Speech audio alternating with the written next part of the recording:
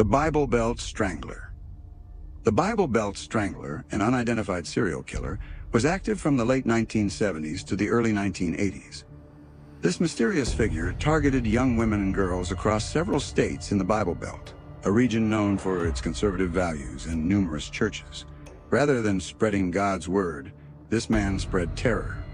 His killing method was hands-on. He chose strangulation and then dumped the bodies along highways in states like Tennessee and Kentucky. You might think a man strangling people in broad daylight would be caught quickly, right? But no, the Bible Belt Strangler managed to evade detection.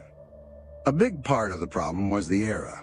Often, the victims' bodies were discovered months after they had vanished, and DNA testing wasn't available yet. Moreover, police in different states were reluctant to share information. It was like trying to solve a jigsaw puzzle with half the pieces missing. Plus, the killer was cunning with his attacks. He would strike in one state and then vanish, only to resurface miles away. Law enforcement agencies struggled to connect the dots, and by the time they did, the killer had long disappeared, likely cruising down another highway, blending in with other travelers. The Alphabet Killer. The Alphabet Killer earned his eerie nickname because of his unique selection of victims. All the victims were young girls whose first and last names started with the same letter, highlighting his bizarre preference for alliteration in a truly horrifying manner. For instance, 10-year-old Carmen Colon was murdered in 1971, and her body was found in Churchville, New York. Wanda Woat, 11, met a similar fate in 1973 with her body discovered in Webster, New York. Likewise, Michelle Manna, also 11, was killed in 1973 and her body turned up in Macedon, New York. Notice the pattern?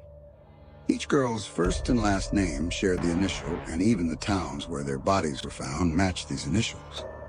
It seemed as if the killer was playing a twisted game, but instead of scoring points, he was claiming lives. The Rochester police faced a complex challenge with this case.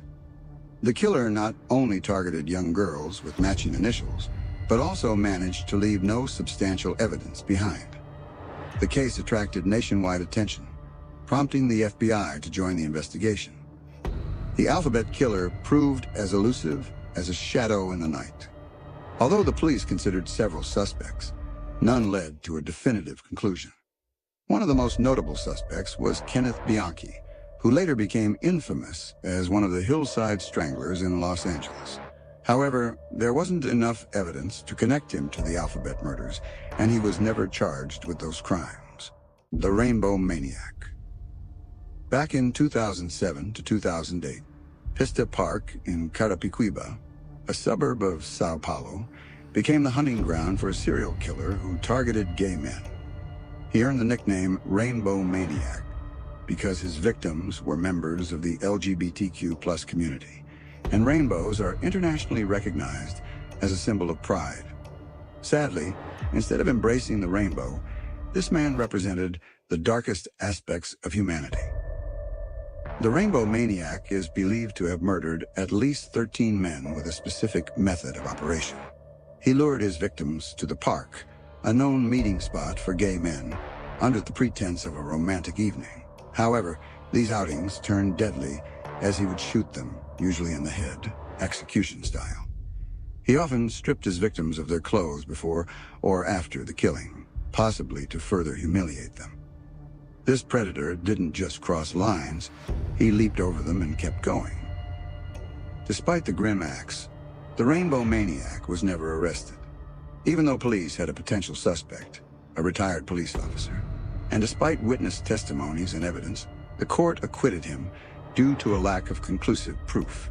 In this case, it seemed justice decided to take a break, and certainly not a pleasant one.